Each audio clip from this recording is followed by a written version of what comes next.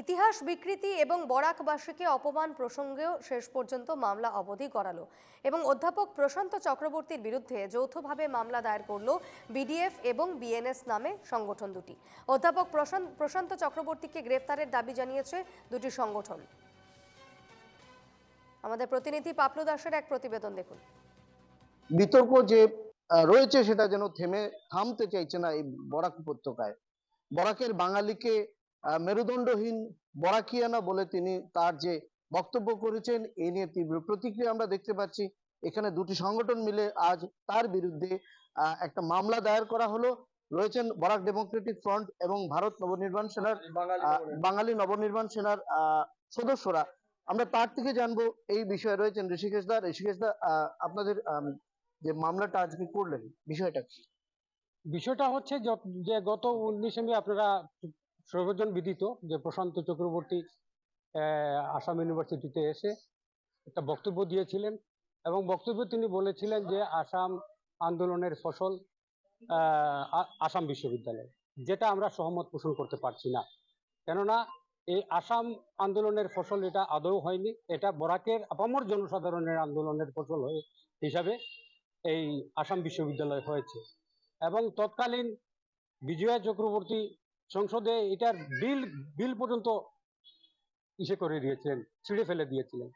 সে যাই হোক, কিন্তু পরবর্তীতে দেখা যায় উনি বাঙালিদেরকে এই ব্যাপারে প্রতিক্রিয়া করতে গিয়ে বাঙালিদেরকে মেরুদণ্ডহীন, বরাকের বাঙালিদের মেরুদণ্ডহীন এবং বরাকিয়ান বলে আখ্যায়িত করেছেন, যেটা অত্যন্ত দুর্ভাগ্যজনক।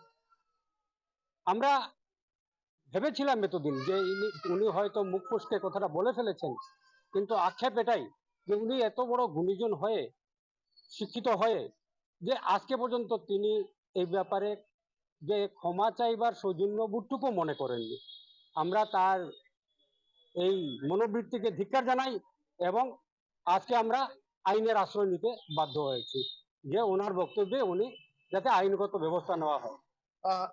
বাঙালি নবনির্মাণ সেনার যারা রয়েছেন আমরা তাদের থেকে জানবো আপনাদের দাবি কি থাকবে। আমাদের দাবি সেটাই, আজকে এই কটু কথা আমাদের জাতিকে নিক্ষেপ করেছেন উনি, তার পরিপ্রেক্ষিতে যিনি উনি ক্ষমা প্রার্থী হতেন, আমরা আজকে এই পদক্ষেপ নিতাম না।